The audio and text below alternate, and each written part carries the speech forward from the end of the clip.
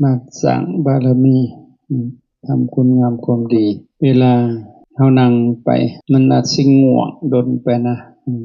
เพราะว่าเฮาสติมันอ่อนตัวระลึกตัวหูเมื่อมันอ่อนมันก็สิง่วงพอมันง่วงก็ลุกก็เดินจงกรมนั่นน่ะบางคนขี้คร้านเฮาลุกย่างแล้วนั่งงอมลงหลับซับบ่หลับซื่อๆก็โกนเพราะจักแม่นพระหรือแม่นเณรแล้วโกนหลับเสยบ่บ่แม่นแต่นอนหลับนั่งก็ยังหลับเสยแค่มันง่วงแหละลุกโลดคั่นน่ะลุกไปเดินค่อยเดินจงกรมคั่นน่ะจังกะมะเดินกลับไปกลับมาเดินไปแล้วก็เดินกลับเดินไปเดินกลับตัวนั้นแหละจังกะมะเดินจงกรมตัวความสำรวมมีสติสิยกซ้ายย้ายขวามีสติหูตามหรือสิเบิ่งลมหายใจก็ได้เดินจงกรมเบิ่งลมหายใจในขณะที่เฮาย่างเบิ่งลมไปนำเบิ่งแบบธรรมดาหรือว่าสิเบิ่งแบบลงรายละเอียดไปถ้าเบิ่งแบบธรรมดาก็หายใจเข้าลึกๆแล้วก็หายใจออกปล่อยลมออกแต่ว่าก็ย่างไปเพราะก็บ่ง่วงแล้วหันแต่เข้าอัดให้มันเต็มในท้องปล่อยลมออกหัวมือถ้าแบบนึงก็แบบเดินช้า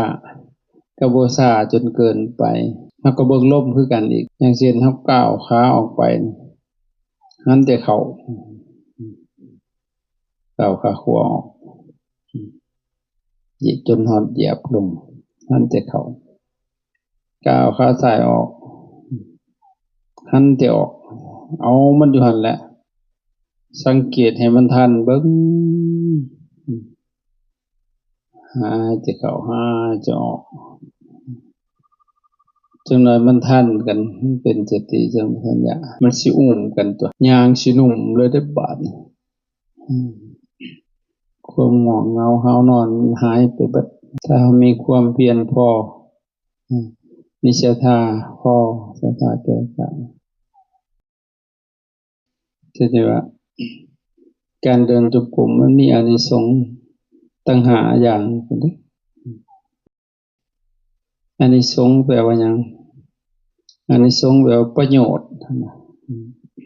ประโยชน์จากการเดินจงกรมมี5อย่างนั้นคือหยังแหน่อันที่1สิให้เฮามีความอดทนต่อการเดินทางไกลเดินทางไปไกลๆมันสิอดทนได้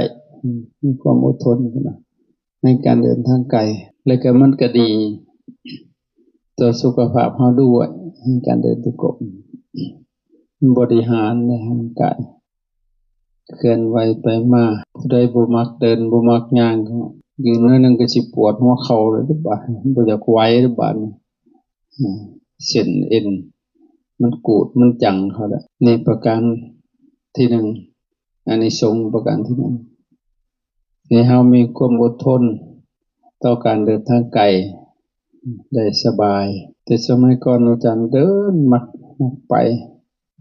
ย่างไปจนฮอดชายแดนเวียดนางลัดป่าไปลัดภูไปประการที่2สิเฮา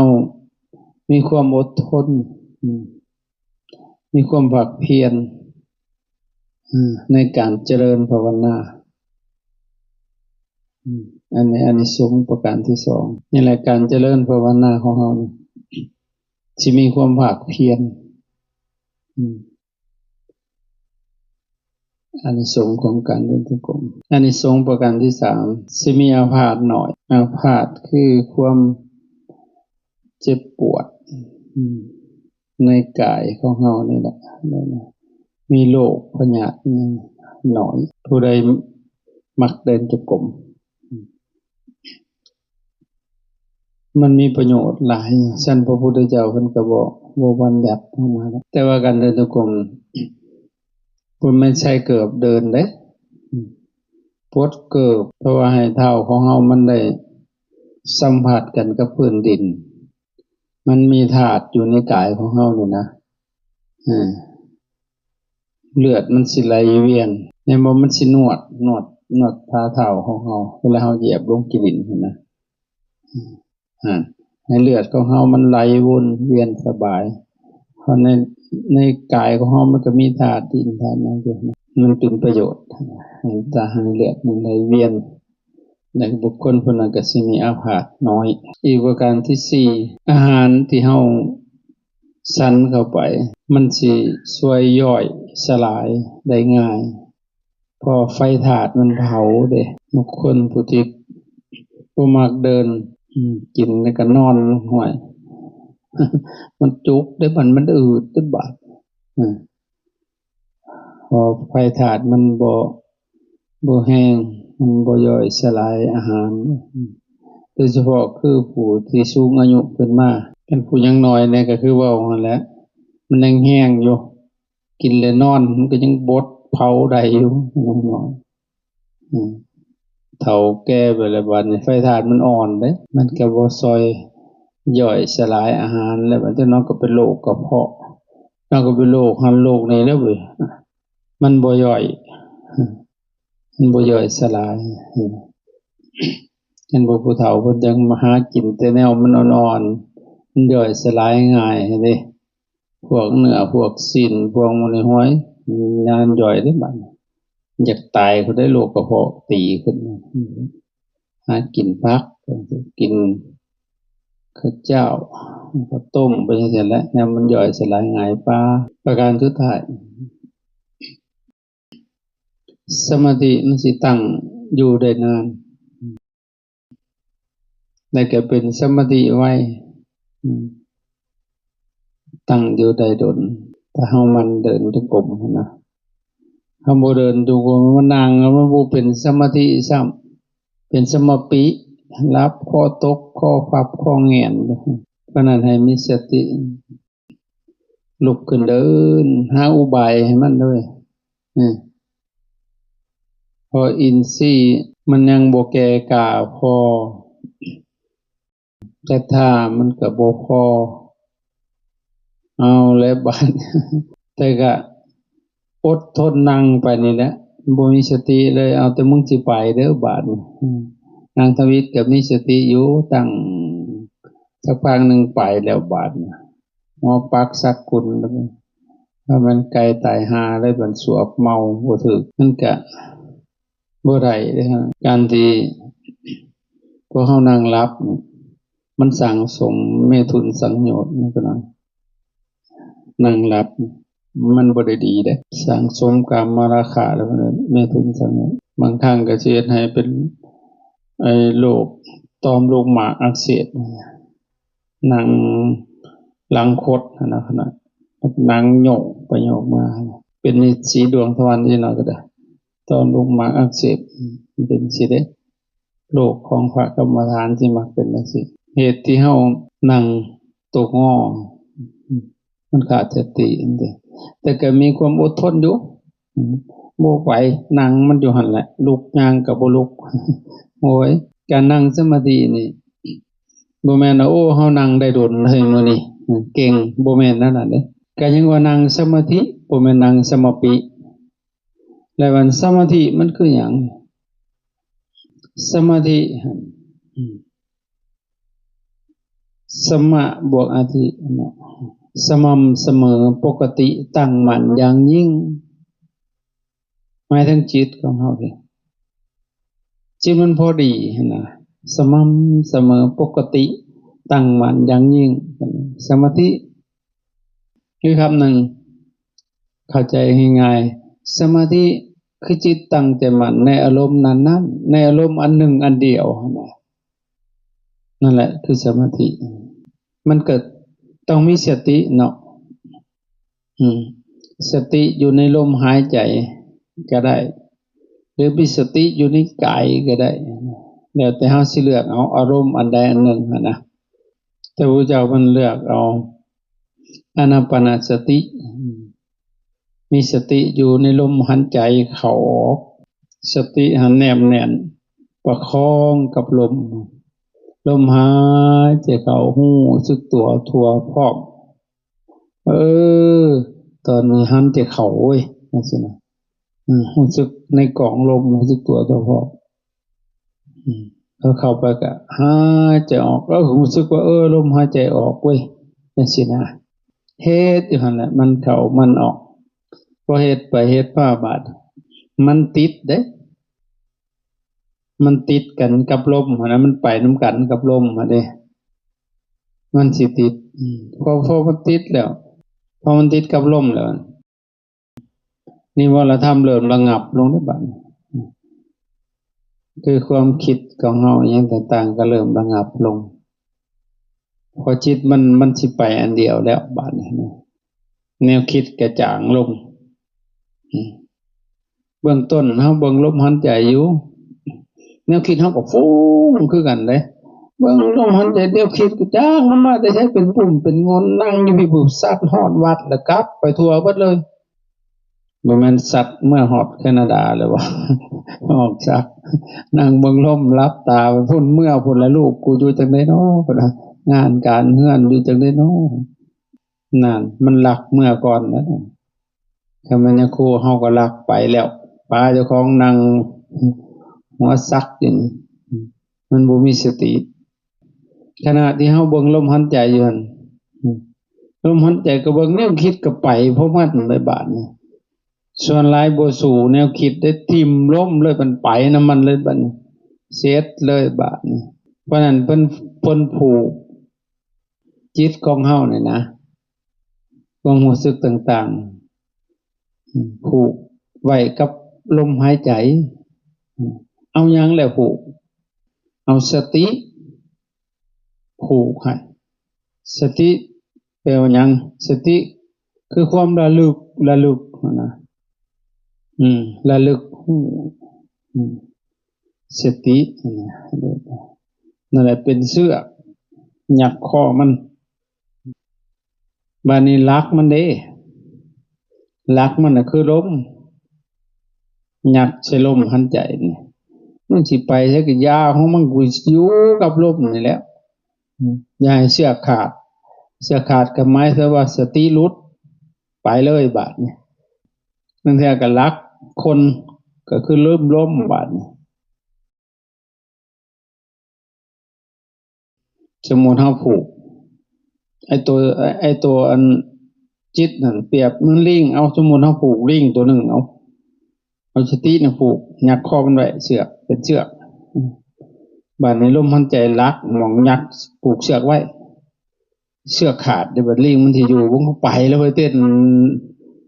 โหนไปนำต้นไม้แล้วบ่สมมุติว่าเชือกบ่ขาดบัดนี้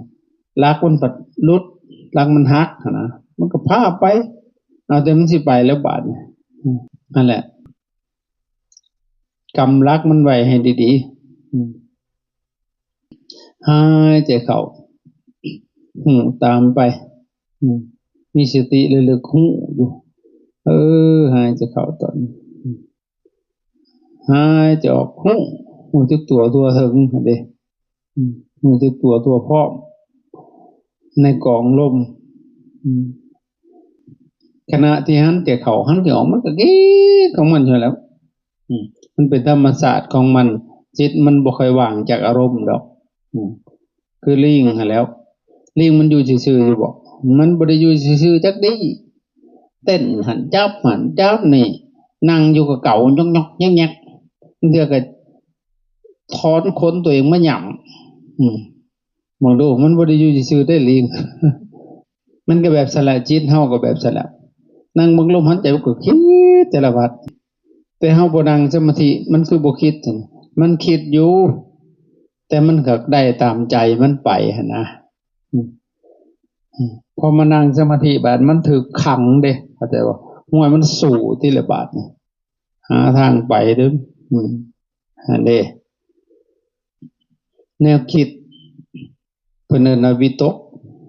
วิตกะวิตกเบิ่งลมหายใจไปมันก็คิดไป สารพัดมันบ่เป็นคิดเรื่องเดียวเด้มันคิดเรื่องนี้พอเฮาฮู้มันก็ดับลงก็คิดเรื่องใหม่อีกบัดนี้คิดไปอยู่หั่นแล้ววกวนอยู่หั่นแหล้วแต่พอสู้กับมันเบิ่งไปคิดก็เบิ่งอยู่หั่นแหละใช้สติระลึกหูอยู่ในลมหั่นหลังจากนั้นจิตมันเริ่มรวมโตมันสิติดกับลมบาดแนวคิดจางได้บาดแนวคิดเริ่มจางไปแนวคิดมันจางไปมันก็อยู่กับลมบาดลมเข้าลมออกแล่นไปแล่นมาอยู่หั่นแหละสติหูตามภาษาหลักการวิชาการเพิ่นเอิ้นว่าวิตกวิจารนี่เป็นองค์ของฌานเลยฌานก็คือการเพ่งแต่เพ่งติดเพิ่นก็เอิ้นว่าเข้าฌานนั่นเด้อยู่ในรูปฌานมันสิมี4มีปฐมฌานคือฌานทมิตรประกอบด้วยองค์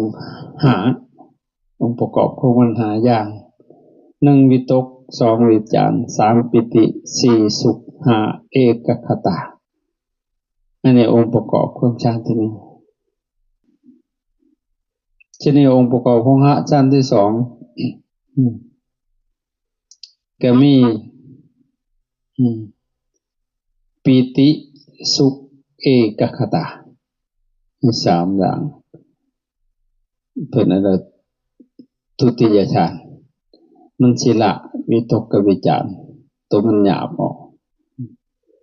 ไปสู่ฌานที่3บาดนี่มันละปิติเลยสุขเอกคตาอันนี้คือประกอบด้วยองค์2เป็นนั่นละตติยฌานฌานที่4ละเอียดเข้าไปกูหันอีกบาดก็ประกอบด้วยองค์2คือละสุขไปสู่อุเบกขาเอกคตาอันนี้เป็นฌานที่4แล้วหมายความว่าเพ่งติดจนเข้าไปเลยจิตน่ะไปอันเดียวเพราะนั้นว่าเอกคตาอารมณ์เป็นภาวะอันเอกพุดขึ้นเด่นชัดอยู่หั่นวิตกคือหยังวิจารคือหยังอันแนวคิดนั่นแหละมันวิตกเบิ่งลมหายใจไปก็คิดมันบ่แม่นมันเมาออกจากหูอันนั้นคือวิตกคิดก็บ่ได้สนคิดก็คิดไปกูก็สิเบิ่งลมของกูไปจังซี่นะหลังจากหันมันจับลมได้บาดเบิ่งไปมันวางแนวคิดนะหลุดออกไปจางออกไปเพิ่นน่ะวิจารณ์บาดจับลมได้แล้วปาแนวคิดไปนำกันกับลมนั่นน่ะผู้ใดเคยเลื่อยไหมแต่ไหมมันสิมี2คนเนาะดึงเลื่อยมันเป็นคันน่ะนะหมอนึงดึงไปจวดหมอนี่ก็นำไปมือมันยืดไปนำนะดึงขึ้นนี่หมอนี่เอาอยู่หั่นละจืดจาดนี่แบบสิแหละแบบมันติดลมมันสิเป็นลักษณะนี้มันบ่ได้มีแนวคิดเด้อบาดแนวคิดมันจางลงบัดมันจ้องอยู่ในอันนั้นเด้ในตัวเลื่อยนั่นแหละจืดจาดเบิ่งเพ่งเข้าไปหั่นเด้มันสิเพ่งเข้าไปมันเที่ยงบ่มันขึ้นหรือมันลงมันดึงไปดึงมาอย่างนั้นอันนี้เป็นวิจารณ์ถ้าสิเปรียบวิตกกับวิจารณ์นี่นะให้พอได้เห็นภาพง่ายก็คือเฮาไปหาหมู่ไปหาหมู่เฮาในงานมหรสพใหญ่ๆหั่นนะงานบุญบั้งไฟซะเอาหรือบุญทรงเฮือซะญาบุญมีเรามักบุญทรงเฮือสมมุติญาบุญมีไปหากันกับญาตรงโอ้ยช่วงที่หาอยู่หั่นน่ะเพิ่นเอิ้นว่าวิตก เบิ่งลมหันใจไปแนวคิดก็พุ่งอยู่ไสเนี่ยตรงนี่คนน่ะบ่ได้อึดเนี่ยคู่ก็เรื่องเต็มอยู่ฮอกบ่แม่นเนี่ยตรงบัดมันก็หาแต่ผู้เดียวหั่นแล้วเพ่งไปเลี้ยวหาพอหาเห็นปุ๊บมันเด้เนี่ยตรงใส่ผ้าเหลืองๆจักออกแดงๆหั่น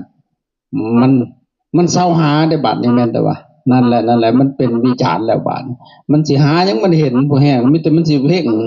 จ้องนำเข้าไปพอจากแลนพุ่นแล้วยันในตรงหายไปเด้จ้องบ่กระพริบตาเบิ่งเราอยู่หันเรายันเห็นแล้วบัดย่างเข้าไปอันนี้คือวิตกระงับลงเป็นวิจารณ์แล้วบัดนำเข้าไปเร่งเข้าไปทีนี้พอไปฮอดได้บาดพอไปฮอดอยู่ตรงปุ๊บปีที่เกิดว้ายมีแห้งแล้วก็เราหาเจ้าจนเมื่อยพุ่นว่าหาก็เห็นนี่พุ่นว่าอันนั้นเป็นปีติแล้วพันเนี่ยเป็นปีติหลังจากหานบาดเนี่ยมันก็เย็นลงเนาะมันเมื่อยหาได้มาเห็นเกิดปีติระงับลงบาดเกิดสุขไปน้ำกันสุขแล้วบัดโอ้ยมีแห้งเด้สบายใจเพิ่นว่าบ่ได้ไปผู้เดียวแล้วเฮาเพิ่นว่ามีหมู่ด้วยในสุดจิตแล่นร่วมเข้าไปเป็นหนึ่งเดียวเลยบาดระหว่างญาบุญมีกับญาตรงแล่นเข้าไปเป็นอันเดียวกันบาดเพราะนั้นจิตนั่นผู้เพ่งกับผู้ถูกเพ่งรวมกันเป็นหนึ่งเอกคตารมณ์กึบเข้าไปเอกาทิปวาคโตอันนั้นคือเอกคตาคือจิตเป็นเอกเศร้าเป็นได้บัดญาตรงกับบ่แม่นนบุญมีกับบ่แม่นบ่เป็นพระบ่เป็นเนรแล้วเป็นพระวาอันเอกอยู่ในหันอันนั้นแหละคือฌานนั่นแหละคือฌานเพิ่นน่ะคือเพ่งติดแล้วเข้าไปในฌานแล้วโอ้โหคันแม่นยังครูเป็นดุจจ้างก็บ่จัก10 บาทนี่นะม่วนแล้วบาดโอ้กันพอออกชักเป็นแล้วสิบวชได้10 ปาให้เมียเพิ่นอยู่แล้วเด้อเจ้าเด้อเฮ้ยเพิ่นก็สิบวชได้บาดมีพ่อใหญ่นึงแบบพอออกชักกับเมียเพิ่นนั่นแหละไปจับปฏิบัติธรรมนั่นนี่แล้วอาจารย์เพิ่นสอนให้เบิ่งลงเบิ่งไปเบิ่งมาแล้วติดบาดเนี่ยมันติดแบบว่ามันวิตกมันดับไปมันเป็นวิจารณ์มันเป็นปิติมันเริ่มติดนะท่านก็เมื่อเขาพอเลิกงานเมื่ออะไรพัดเมียให้พอหมอเข่าแล้วก็นั่งพอหมอเข่าพัดเบิ่งลมพันใจไปบัดเบิ่งไปห่วยมันค่อยลงไฟใหม่หมอเข่าเพิ่นบัดเมียบัดด่าน้องหายเมียโหกูสิหนีไปบวชซะบ่เมียนี่มันคือควงแท้กูกำลังนั่งคักอยู่เพิ่นว่าเพิ่นคักเมียบ่คักนำเพิ่นติคนตกลงแจกพนังสมาธิมวนเฮ้ยมันสิได้จะแตกบ่เมียมันเลยไปหาเหยื่อเครียดเนี่ยกบมื้อเครียดให้เมียมาหาอาจารย์ปามันซะบ่เมียเพิ่นมันกวนสมาธิเพิ่นอันนี้คันเป็นโยมนี่ก็อยากบวชคันเป็นพระเป็นเณรนี่ก็โหไปต่อเลยแล้วบาดนี้บ่ได้เว้าเรื่องซิกเลยบาดนี้